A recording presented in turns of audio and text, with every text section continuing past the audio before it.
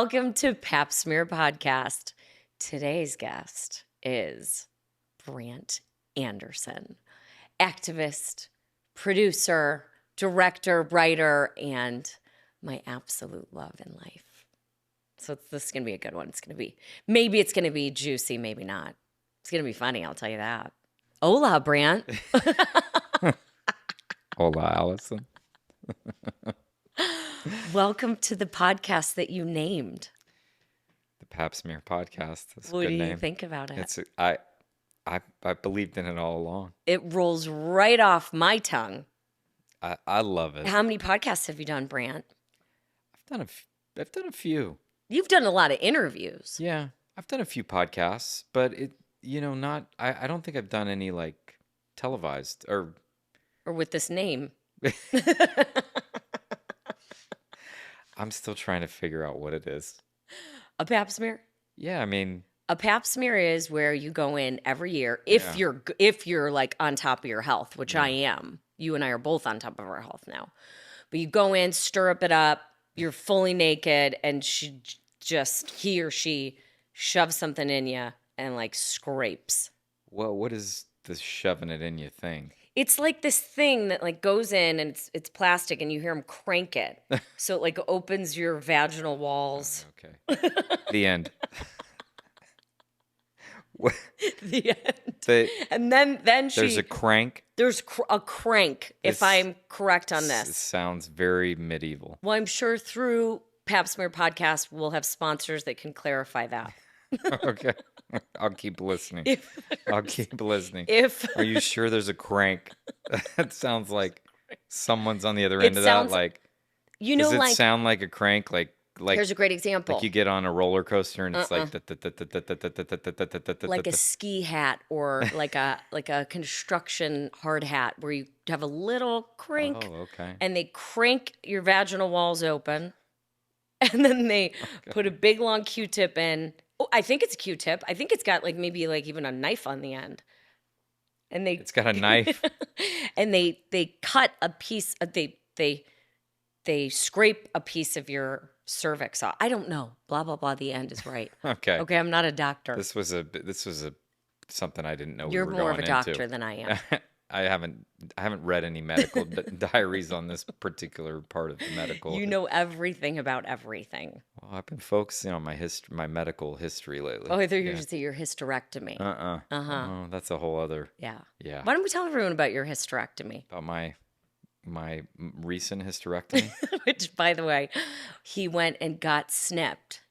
Yeah. And then told everyone for months that he got a hysterectomy. It seemed funny. Not everyone thought so. I think it's funny. I thought it was funny. We think it's funny. Yeah, it's funny.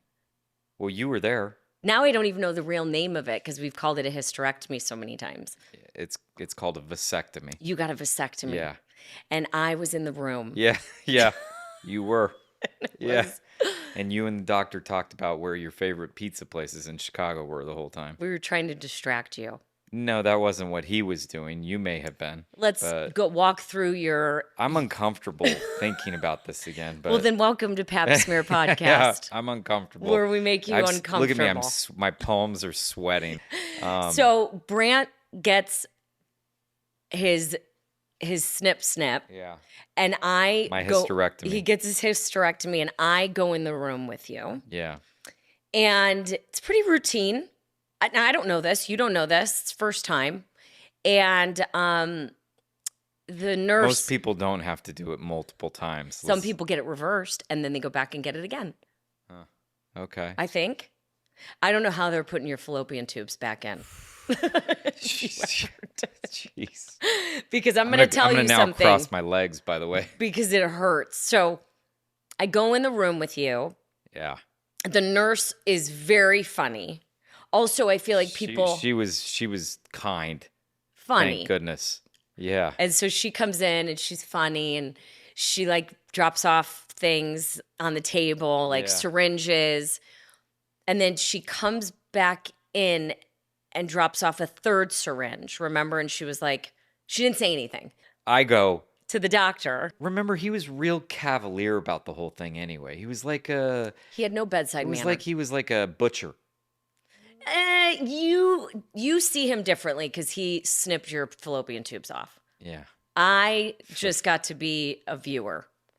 But when he saw the tray and he goes, ooh, someone likes you. You've got a third syringe of lidocaine. Yeah.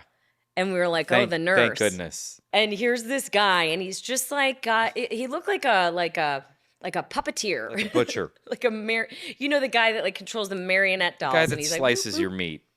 Ew. Yeah, he looked and like that. he is, and I'm just sitting like as far as we are now. And you're laying there fully exposed like a pap smear. I was in stirrups. Yes, you were. Yeah, I was. So look at this full circle. I was vulnerable. I was like the smear in the pap. Would you say that you felt vulnerable? The most vulnerable I've ever felt in my life. Exactly. Yeah. So here we are. I feel vulnerable sitting here talking about it right now. He's like cutting into you. You're at that point numb. Thanks to the 3 vials of lidocaine Yes. that the sweet nurse had left, because otherwise I would not have been. No. Remember? Because 2 in, I was still not numb. Yeah, you felt things. I was still hurting at 2 vials. I don't know the pain that you experienced, but I watched, and I was sitting there just talking to the doctor, right? And the doctor was like, oh, where are you from? And you're in Chicago. And he's like, oh, my favorite restaurant's this, and I love this, and I love the steak at this place. You remember what I said. And you go, I'm so sorry, guys, but like, I hope you don't mind that I don't really have much of an appetite right now to be talking about food. And I was dead ass serious. I was like, I'm sorry, you two, but I'm happy that you two are like going through what restaurants you guys like, but I don't have any appetite at the moment. Could you get back to the damn business of cutting my fallopian tubes off? By the way, you're the one. And the doctor was like, yeah, okay, good point. Exactly. Yeah. And then he started to focus more on you. And then I remember at one point you go, oh, ow, like noticeably in pain. Yeah. And he just nothing should be hurting. Nothing should be hurting. You're in pain. Snip, snip, blah, blah, blah. I take a picture of what they put on the tray. Yeah. And you still will not look at that picture today. But it resembled what I would think is the equivalent of a female's fallopian tubes. Yeah. But I will say, for anybody out there that wants to experience this as a viewer, what they snip on you, which I still don't get, looked like little pieces of spaghetti just sitting on the table, 2 of them. I'm feeling sick. I'm sweating. But you got your fallopian tubes cut. Yeah, I don't know where they are now. They're gone. But turns out, after that surgery, you're one of the 1%ers, aren't you? Okay. Okay. Because I'm a 1%er. Yeah. I'm the type that hears this all the time. We've never seen that happen before. Always. And you are the same.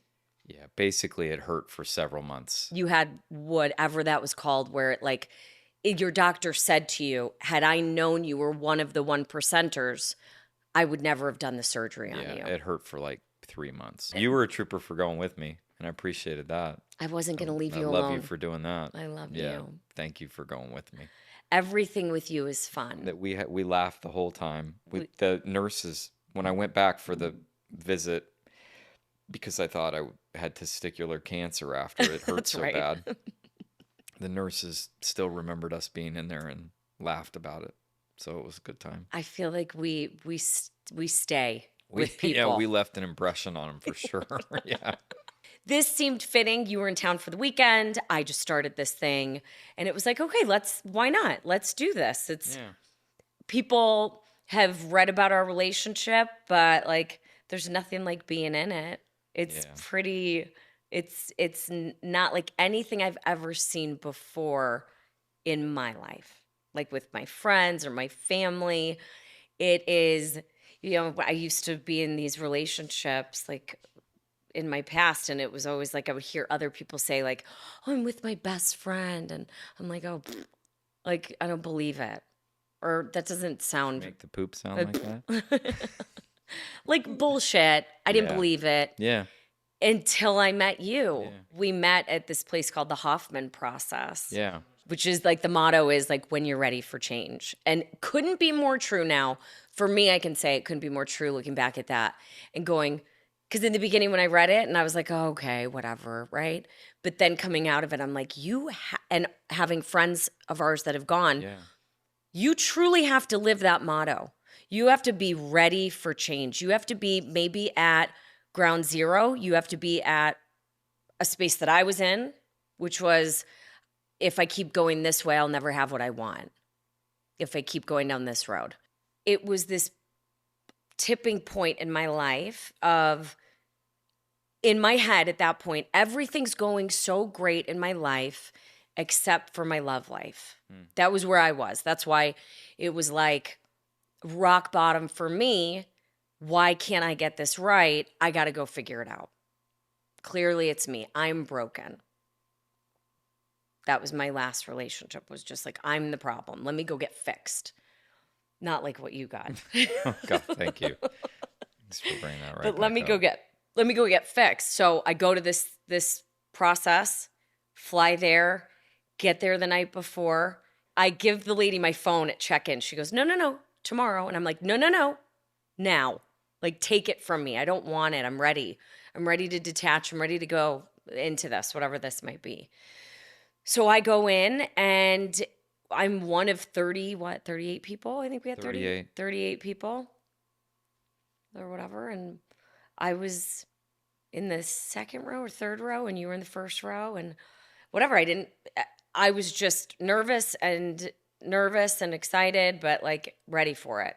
So my experience was a little different. I was coming into an experience where like, I was coming off of, having been married for 25 years, and I was coming out of that marriage, and I was just I was just really emotionally sick, and I was pretty physically sick too, and I just wasn't doing well, and I had fortunately signed up for Hoffman like 6 months before I went, and it fell like kind of right at the right time because I was in just a terrible place, like so emotionally sick that like the week before I had called my best friend Tyler and had him come stay at my house with me, just to make sure that I was safe because I was not feeling personally safe at the time.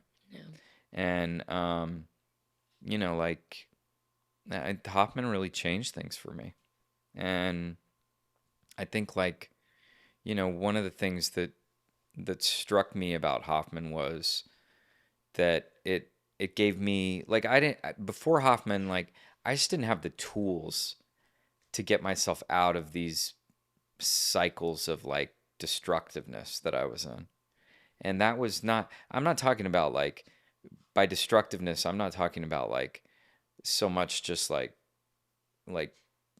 drugs or alcohol so much. I'm just talking about like self-abuse, like like getting down on myself or piling things on myself, or even like even just like depressive behaviors. And what Hoffman, I felt like, taught me more than anything was these were things that I picked up through my childhood and I stuck with through adulthood. And I feel like they've those behaviors, I now know how to get out of them. And what happened with you and I there was we just became friends. Like, you and I, one of the great things I think about it was we just laughed there, which is what we've continued doing ever since. But we became really great friends. And you remember like we were sitting on a mat together once for the party that we have there. Yes. And we just kept laughing and laughing and laughing, and it was like our laughter just really matched up. You remember that? My cackle. Yeah. I wouldn't call it a cackle. It was a cackle. It is a cackle. I don't even. But I remember that was like one of very, very few times that I was there that I laughed. Yeah, we just laughed and laughed. And there was not a whole lot of laughing there. It's not a lot. It's not a spot of laughter. No. But it was a place where like I felt like you and I, we've talked about this since, but like you and I just connected purely as friends. Yeah. And like, I remember when I got out, my friend Tyler was like, "Oh, did you meet any girls there?" And I was like, I met no, I met these people there, and I said, "Oh, I have this partner who's like my buddy, because when you leave there, you kind of set up to have a buddy who like you check in with." And he's like, which was me, and which was mine you. was you. Yeah. And he's like, "Oh, is she hot?" And I was like, "I don't know, dude." I remember you were like, I was like, "I really don't know," because I was covering my butt. Well, with a flannel. You wore flannel the entire time, so I wasn't trying to look hot. You weren't trying to look hot. I did curl my hair though. It's not about going and being with someone or finding someone while you're there. No, that's not what either of us went there for at all. And that's something that happened much later for us. Yeah. But like that's just something that happened. It was a happy coincidence. Well, it's later. Interesting too, because it's like, I went there kind of rock bottom with love. Yeah. You went there rock bottom in life. Yeah. But I think it's interesting because it's like you have this beautiful life, right? Like you've got this amazing family, 3 of the most beautiful, talented, good-looking, well-behaved, really sweet, genuine kids. And you have this amazing career and life and story and so many chapters. Like you're the only person that I've ever met that I'm close with. Not that I've read about or seen whatever, but that I know that has had as many, if not more chapters as I have in life that are so different. Like your life from the outside seemingly is perfect. So like for someone like you to go to Hoffman and be like, you know what, it's not perfect. And I want to find the help. Yeah. And also just seeing you and your like total transformation from the guy I met at Hoffman to the man you are right now. You look younger. God, you look good. That's thanks to you. What do my fans say? It looks like you've got more Botox than the Beverly Hills Housewives. Which you don't. Homeless.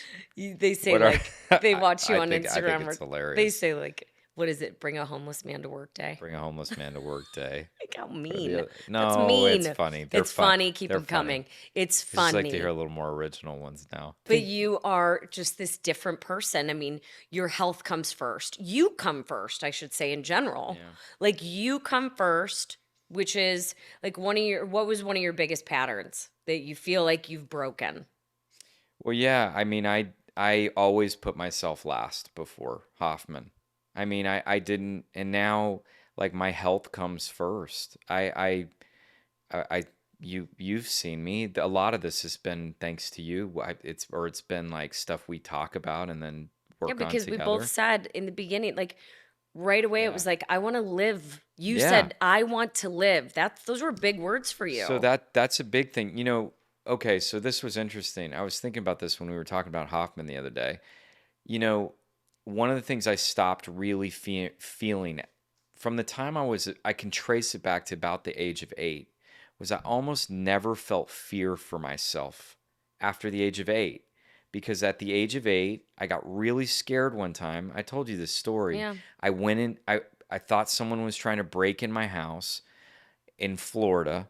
I went into the garage and I was hiding in the garage and I was like, enough, I'm never going to feel this again. I got a baseball bat and I went right to where I thought the people were breaking in with my baseball bat and I was like... You get to down your teeth. And I just gritted my teeth. And there was no one. And I was like, okay. The fear is worse than whatever I'm going to face. Yeah. So I through a process of that, I stopped feeling fear. I know it maybe doesn't make sense, but it did for me. And I had basically stopped feeling fear for myself. I felt fear for my kids. There were times when I felt extreme fear for the safety of my children throughout life or other people, but not for myself. And I had just pushed that away. But when I coming out of Hoffman, I told you this, like on one of the first nights, I had this crazy dream where I thought someone was shooting into my house up at Sundance. Yeah. Remember that? Yeah. And I woke up like in a panic that I was being shot at in the house. And I was like, that's the first time I've really felt fear for myself in a very long time, since I was 8 that I could really remember, other than a couple of like moments where I thought I was going to lose my life in like extreme sports incidents. And like, I was like, okay, things are changing in me. And this is because of what's gone on at Hoffman. These are because of things that I've learned. And now instead of saying, okay, I've always thought I was going to die young. And I just thought I was going to die young. No, thank you. That's always what I thought, though. And now I want to live forever. I want to live as long as I can. So now, like, I prioritize my health along with you. We do this together, right? Yeah. We focus on working out. We focus on eating healthy. Like, we talk about what are we eating. We should talk about the Ozempic stuff. I'm not on Ozempic. She's not on Ozempic, by the way. Thank you. She stopped drinking. No alcohol. She doesn't drink alcohol anymore, which we should talk about that. Yeah. But, we focus on eating, like what we're eating and putting in our bodies is like very important now. Again, not drinking. Our skin. Skincare. Besides my Cindy Crawford zit right now, which I love. If there's going to be a zit on my face, put it right here because it's really hot. You are like the best sleeper I've ever known. Like it's amazing how well you sleep. I am not. So like I'm focused on like sleep being non-negotiable. Like but when I was in my 20s and I was starting a company, I was like I would get up, I'd get up and I'd be speaking to like college students. And I would be in like... your 20s, when you're 20, right? When I was in my 20s. Yeah. And I would be bragging about the fact that I would be sleeping 4 hours a night, eating pizza, and surviving on Red Bull. Yeah, like, look how cool I am. Look at this. This is what you guys should be doing. You should be sleeping 4 hours a night, eating pizza, and surviving on Red Bull. Yeah. Which, by the way, still exists. People still talk like that and brag about it. Not as much, though. I noticed not as much, but that was the culture, and I remember it, and I'm not proud of it now, and I would not do that now, but that was the culture, and now I'm like I'm sleeping 8 or 9 hours a night, and I'm glad about that. Yeah, Well, you get up all the time. You mean in the night? Yeah, because you're peeing nonstop. Okay. You drink so much water. I don't have my fallopian tubes anymore, so there's a break in the system. You pee all the time. I sleep through. Yeah, okay. And so I know you're still working on that, okay, but like it's not a perfect system, okay? No, but you're prioritizing you. Yeah. You were putting you first. Yeah. You look so damn good. Thank you. You not just because I think you're so hot, but you are so like vibrant. Everyone, whenever we're together, like whether they say it to you or not, they say it to me like, what's he doing with his skin? Look at this skin. Like that's you helping me and that's like the partnership that we're in. So like, and I love that because you're always, okay, some of them are not always good advice, but okay, well, you want to tell them? So I have a really hard time with clearly like researching things before I get you to go there. It's like a mad scientist sometimes. And so now you don't trust me on this, but I will get you back. You will trust me again. There's some trust issues. So one of them was I told you to go get this facial that I get. Like I get this laser. It's amazing. You have to try it. And I was getting mine in Beverly Hills, and I was trying to find you the equivalent of that in the Great Salt Lake. Yeah, and I ended up as a burn victim. And you looked like you were in a house fire. My best friend and I went to get it, and we ended up as like we looked like we stuck our faces on a griddle. That is what That's what you look like. Exactly. So much so that you should cut to like a photo of it. I would cut to it, terrible. But you wouldn't show me your face at all. I kept trying to FaceTime you. You'd put me to voicemail. You'd only do audio. On the flip side, Tyler, your best friend, showed me a picture of himself. Yeah. He looked like he was in a house fire. Yeah. And so I could only imagine that my love looks like this. And I'm like, oh my God, what did I do? What did I do? Where did I send you? It was bad. It was okay. bad. It was the different laser. I didn't realize that. I know it was right before the big premiere of your film. Yeah. I'm sorry. It was days before. The problem is days before the premiere of my film. And I showed up looking, remember? Yeah. You didn't look good. No. Now, I didn't go to that premiere. No, you didn't. Yeah, I was in Paris. And you still wouldn't show me your face. But then now I get it. 3 strikes, you're out, right? So I still have, technically, I've got one more. Because the second one was that I was going to find you a person to style your gorgeous curls and cut your hair. Oh my gosh. And I found you somebody. And by the way, okay, if I'm being honest with you, if we're doing this, because I'm always honest with you, and you already know this anyway, but like, I didn't really, like, I got this as a recommendation, but I didn't look into it. Like, the thing is, I haven't lived in Utah that long. I'm there because my 17-year-old's there. So, like, Allison's trying to help me. Like, she's trying to help me make it a home. Yes. Make it feel like I live back in LA, which is where I've been for a very long time. Yeah, trying to make Salt Lake LA. She tells me, like, I can go get my hair cut. Oh, my gosh. She tells me I can go, it's this place she knows. She's done all the research on it. Someone told me that it was good. It's just perfect. I'm like, okay. Mm-hmm. And it's like 10 minutes from my house. I'm like, great. Super close. I set the appointment. I go.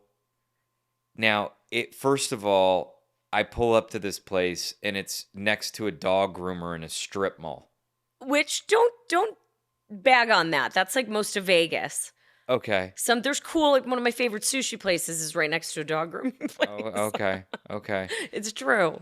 So I pull up and I'm like, I call her immediately, but she didn't answer because she was shooting or something. And I'm like, I really hope like she looked at the lady's Instagram account or something because like I'm not seeing it because like there's no. What'd you tell me? It looked like an old H&R Block? Yeah, it was an old H&R Block. And then you said to me after you hated your hair, you go, did you check this girl's Instagram out before you sent me? And I go, no. And you go, of course you didn't because she doesn't have one. Because I asked her, she doesn't have an Instagram account. Which, the good ones don't. That's what she said.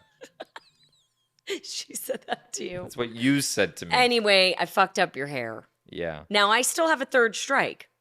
I mean, you've done so much good for me, but it's just the blind trust issues. I can't go with the blind trust anymore. That's all. I learn new things about you all the time, but like I just think it's so interesting. Like your life is so fascinating to me. How far you've come in such little time. I know, believe it or not, guys, he's 65. You're treating me like Danette. When I see pictures of you, yeah. When I first met you and actually knew what your name was, because coming out of Hoffman, I made up a story that you lived in a yurt, that you did yoga every day, yeah, and that you really were good in bed. I made these stories up. Okay. I'm so glad one of them's right. The yurt part. No. Okay. All right. The 3rd one. You thought I was a lawyer or a journalist. I thought you could be a lawyer or you could be a journalist. Yeah. I made these stories up, and then like when we found out each other's names, because you can share your information with the class, so we have your phone number, email address, home address. And so I had your last name now, and I Googled you, and I was like, this isn't the right guy. You've just changed so drastically. Who were you? Like, you don't look the same, but like you are the best looking version of you because you are truly the happiest. I'm not just saying, I don't want to speak for you, but like I feel like I'm the happiest I've ever been, the clearest I've ever been. And so I think that radiates. And I think that when people, like, for instance, my mother says, did you get a nose job? Mm-hmm. And I'm like, no, I'm just happy, Mom. She doesn't get it. You did.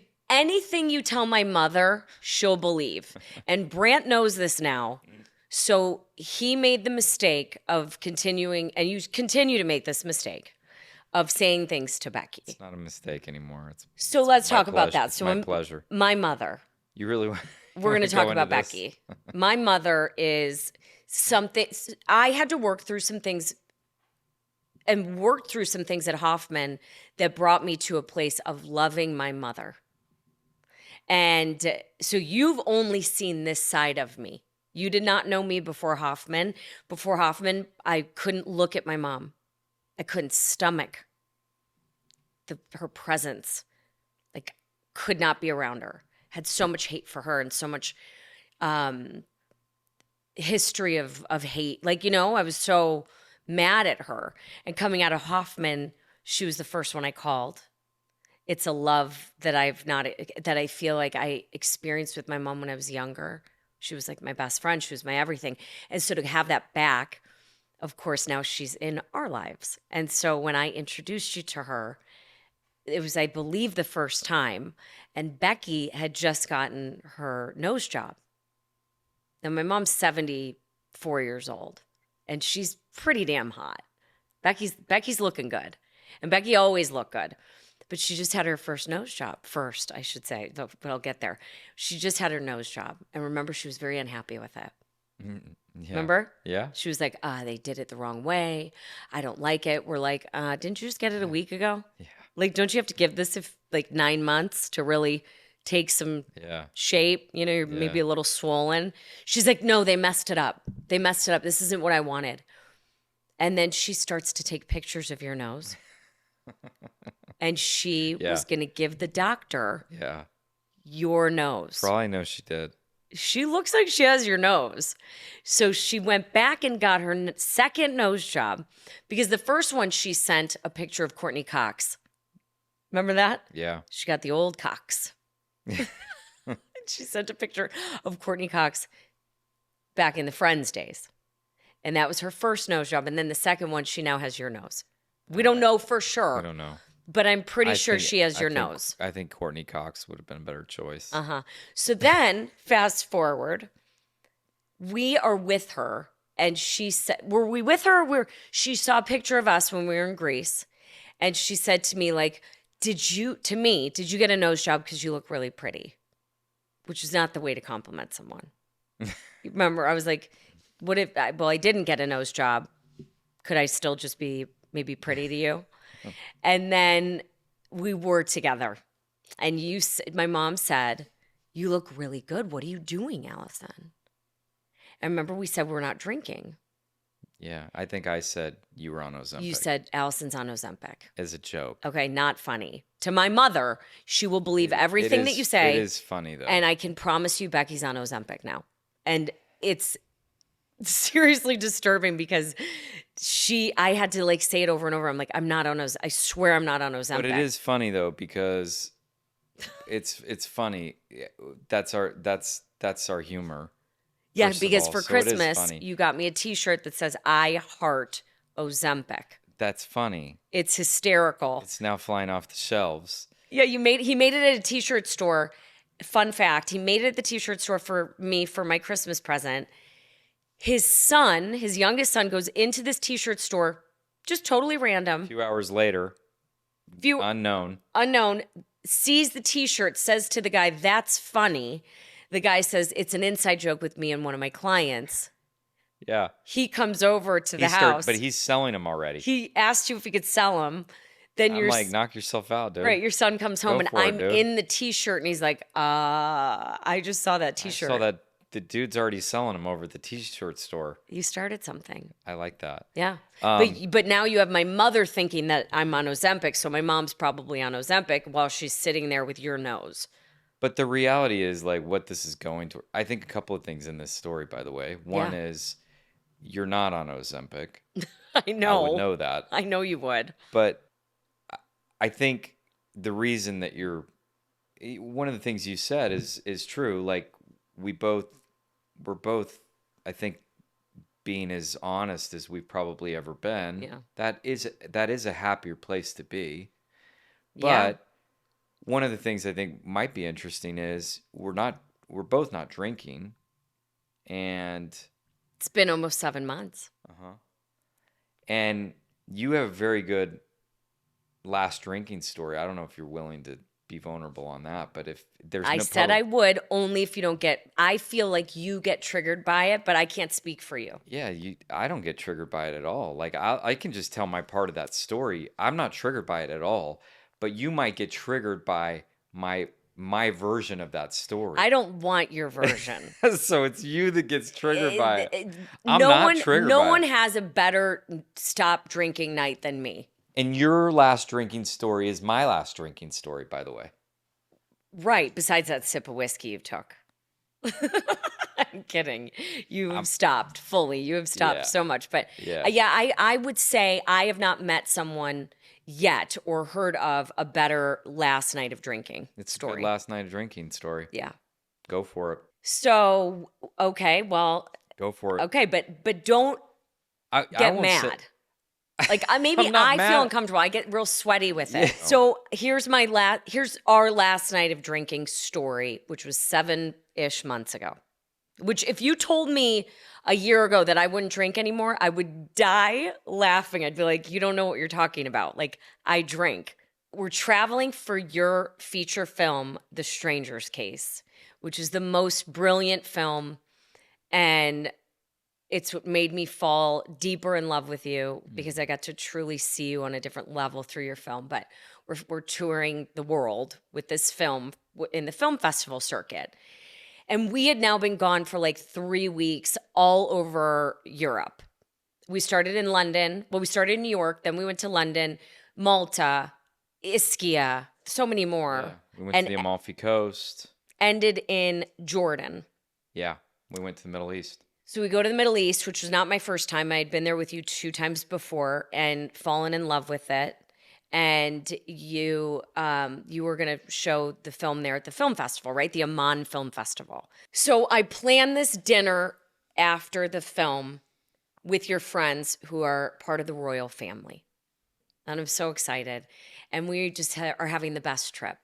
I mean, I fully let go of who I am, what I do, or anything about me, and I was full you all summer, and I said it, like, I'm all about this. Biggest cheerleader for the film. She's managing all the social media for it.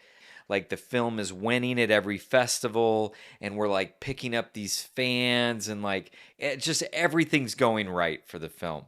And a lot of it's thanks to Allison. Thank you. Yeah, of course. I've told you that. No. That's sweet to hear, because I know that you absolutely saw me showing up, and I was authentically just there for you. I hope you felt totally appreciated for that. Beyond appreciated. Okay, oh my God. Okay. I loved it. To be able to be like fully immersed in you, what you do, who you are, what you love, and a film that I love. Not just because I love you, but because I love the film, what it stands for, who you are, the work you've done with refugees your entire adult life, and what led you there. Your love for the Middle East, your love that turned into my love for the Middle East and so many people there that I've gotten to know through you. And we're just having this amazing trajectory of success for your film. Just winning. I haven't even looked at my social media. I am just the Stranger's Case social media manager. Like, talk about being good at social. Just do it for someone else, because I suck at mine. But I was so good at yours. Yeah. And I'm just like, we're just at this different level. I'm loving you deeper and having the best time as always. And we get to the final stop. Last city. Last leg. On Jordan. The best way to end this trip and your favorite place. And this is the friendliest place because, like, we shot over half the film in Amman. Like, these are people I love. This is a place I love. So many friends there. The theater, it was one of our biggest crowds. It was packed. Remember? And we had started the day where we did this really cool thing for your foundation. Yeah, for the foundation. Where tell people about your foundation. Well, I have this foundation where we called the Real Foundation. The Real Foundation, where we've supported Syrian kids who have wanted to get into Syrian artists who have wanted to get into film. And in particular, this one girl that Allison and I were helping this day, we'd been supporting her for like 2.5 years. And Allison allowed her to do her makeup that day. You hadn't even asked me, and I was just sitting there filming you behind the scenes. And I'm like, yes, of course. And we want you to come to the premiere tonight. She starts crying. You're crying. I'm crying. It's the sweetest moment. Yeah, it was such a good moment. With this language barrier, but just through her eyes and the emotion. It was beautiful. And so we were so excited. We went to the pool afterwards. She left. We've got a couple hours before the film. Me, you, and Tyler go to the pool. Order a margarita. Yeah. I order a second. Yeah. You guys we leave the pool, we go to the room, you guys get ready in a flash, and I'm waiting for her to come and do my makeup. And you guys go to the theater. To test the audio and the picture. So you leave before us. Her and I are there, language barrier, because it's just us. It's just her and I. And she's doing my makeup, and this beautiful Syrian refugee, and she is full of excitement and life and makeup. She put a lot of makeup on my face. Yeah. I had a lot of makeup on. The most makeup you've ever worn. I never wear that much makeup. But we show up at the premiere. All of your friends, people I haven't met before, people I have met before are all there, and you are so happy, and I'm filming it all. And I remember I was like, I'm going to go. I said, you should sit down. The film is starting. The film is starting. Yes. And the lights were literally going down. Yep. And I go, I'm going to go get us a water. There was a concession stand, like a movie theater. I'm going to get us a water. I walk out and I get a phone call. It was a text first about a show I was going to be on 2 months later. And it was a show that I had to be very involved in and whatever. I saw this text and I'm like, I can get on the phone right now, real quick. So I get on see, I feel like you're getting triggered. 0%. Swear? 0%. Because I know your eyes. You are completely projecting. Okay, good. Okay. You're completely projecting. Okay. I am cool as a cucumber. Okay. So I walk out to the street in Amman, and I remember there was like this shiny liquor store with this big refrigerator with tons of Corona. And I'm like, I'm just going to get a Corona. Like, let me just chug a beer. I'm doing my call. I'm having a beer. And I'm like, the owner of the liquor store had a cigarette. And, I dabble here and there. And I was like, can I bum a cigarette from you? And I'm smoking a cigarette with this guy who owns the liquor store. And we're talking, and I have another Corona. And before you know it, a couple hours have passed. I completely missed your entire film. Well, and if I can back up, so it doesn't sound like I just left you in the middle of Amman. You did not. I did not. About 30 minutes into the film, I was like, where is Allison? So I went out, looked for you, tried calling you several times, didn't reach you. And I was a little worried because Amman is one of the safest places in the world, and you've been there, but still it was troubling to me. But I was like, she must have just stepped out to take a call. I was getting kind of close to the Q&A, so I stepped back into the theater, but I kept my phone right there and I kept texting you where are you? Where are you? I sent one of the other guys from the film out to look for you. Well,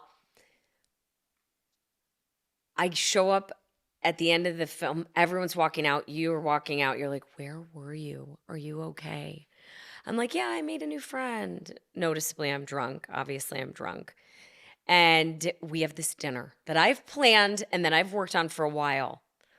And I have a table of 20 set up with your favorite sunflowers lining the table, candles everywhere. I mean, it was like a wedding setup. It's beautiful. And I planned this and I'm so excited about it. And you just looked at me and you were like, okay. You didn't say anything. You just were like, okay, we're going to go to this dinner. We go to the dinner.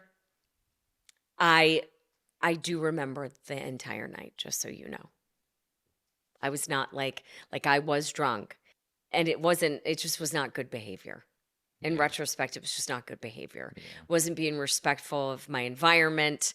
And I I got a bit of a lecture that night, not from you. Not from me. But from one of our friends.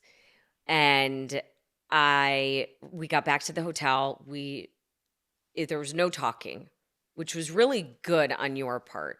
Like when I look back on that, which we talk about it all the time, it's like you couldn't have handled it better. You're like, that's it. Like, it's like, let's just go to bed. And we wake up in the morning and you were supposed to fly back to Chicago with me from Jordan. And you said, I love you. I don't know what happened last night, but I don't know if anything you're going to tell me is going to help me understand it, because that was so out of character. None of it makes sense. Like, I don't know why you did it, but it hurt me. I don't want to speak for you.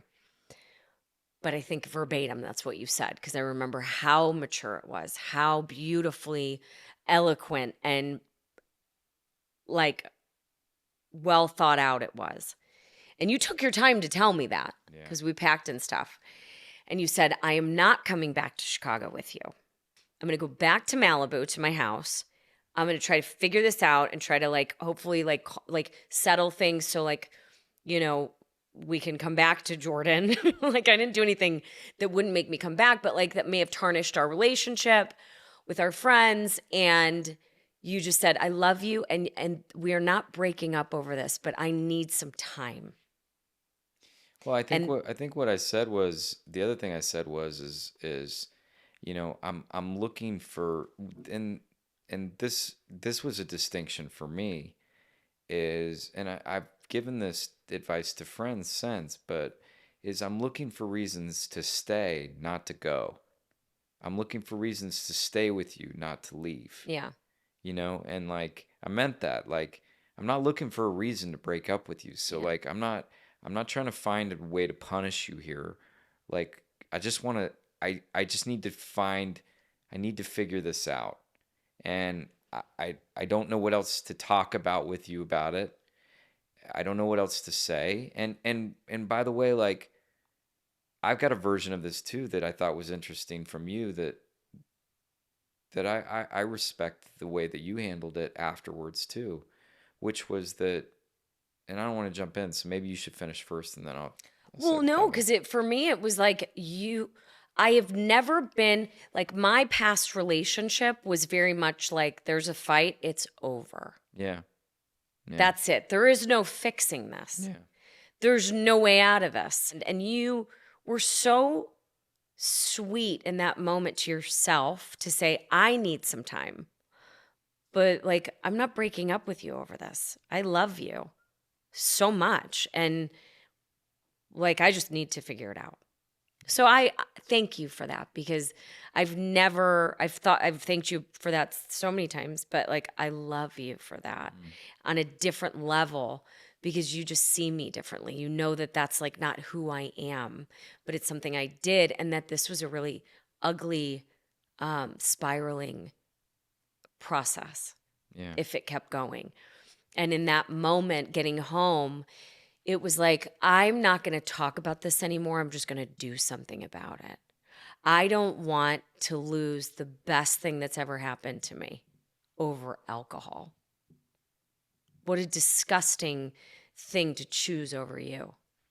Like, there's no way. Something that ultimately, now looking back, made me feel terrible, made me not as productive, which is kind of crazy, because it's like I was too productive then anyway. But like, I have all this clarity, and we've never been stronger. It's never been better. Like, I feel so I always felt so close to you, but there was definitely this like elephant in the room. Yeah. That was called tequila. I think the interesting thing is that for me, our relationship has gotten stronger since leaving alcohol behind. Yeah. And that's I think a pretty amazing and like a real interesting thing. One of the things I think that's super cool is that well, it was funny because I said, I don't want to give you an ultimatum, because giving you an ultimatum is pointless. Like, you have to decide what you're going to do from this. Yeah. And like, you decided on your own, I'm not going to drink anymore. And I was like, but you didn't say it right away.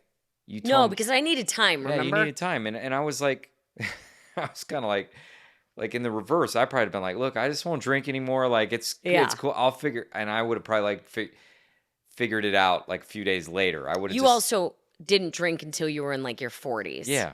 Yeah. I started drinking when I was like 16. Of course. Not like a lot, but like that was when I first had alcohol. Totally. Yeah. And I'm gonna say like, but I respected the way that you handled it because you processed through it, and then you acted on it and you've stuck with it. Yeah. And you did choose us over that. And we've grown stronger because of it. Yeah. And it's been better for me. Like I'm healthier because of it. I see it. You do, right? Yeah. And God, I see it. And I've seen it in you. And I think like, we don't stay up as late. We're still just as fun. We still have the same amount of fun. You had in the beginning though, remember you were like, I feel like I'm more fun with it. Yeah. And I don't. Yeah. I feel like you're the same. Yeah. But yes. Okay, I agree. But you were always just as fun without it. That was a big revelation for me. Yeah. For me, it was like, I'm super social. Yeah, you're the same fun I'm with her. I'm always out. Yeah. That's just my life. Whether I'm traveling for work or I'm traveling with you, we're always out doing something. It's a very social life. And so there becomes this stability in being sober. I don't need alcohol to be fun. Yeah. I am still the latest one. I'm still the one dancing on the tables. I'm just still the same. And so I think that has been one of those things where now I look back where I took time to think about, okay, I just fucked up in Jordan. I may have lost the best thing that ever happened to me, but I feel so safe with how you said it to me of like, I need a minute and this isn't over. And that gave me the safety of truly thinking through it and working through it, I think, because it was like, you're not giving me an ultimatum. You're not like, it's me or alcohol. You didn't say that to me. So you let me make my own decision here, which as you know, I'm always going to make my own decisions. But like, I do know that about you, yes. But there was no chance in hell that I was giving you up. And it was the best decision, second best decision I ever made. Hoffman and then you. And it was like, and then Hoffman, you, and then alcohol. No alcohol. My friends who were drinking, a lot of them have stopped drinking now because we're not drinking. You are so different, though. Why is your that? life and your upbringing and your friends who had the same upbringing, very different. Yeah, but you some grew of up them, Mormon. Yeah, I grew up Mormon. But some of my friends who aren't Mormon, like Robbie, doesn't drink. Like, I have some friends who don't drink who weren't Mormon. Yeah. I just feel like, God, you didn't start until your 40s. Yeah. I stopped when, I think, I told you my first cigarette was when I was babysitting my niece. No, my first cigarette was when I was babysitting my cousins, and they had a Barbie Jeep. And I was like 11, and I told my aunt to charge the Jeep if I was going to babysit them. And then I stole my aunt's cigarettes, and I was driving around smoking in the Barbie Jeep. I started young. I started my bad habits young. That's funny. Yeah, you started trying alcohol at 41, I think I smoked a cigarette. I smoked a cigarette in high school with my friends, my senior year in high school. But then I smoked a cigarette to get it. I smoked a cigarette with a border guard to get across the border from Turkey into Syria. Your stories are different. Mine was in a Barbie Jeep. You were trying to get into Syria. I was trying to get into Syria, and I was praying that smoke wouldn't cough up, acting like I didn't how to smoke.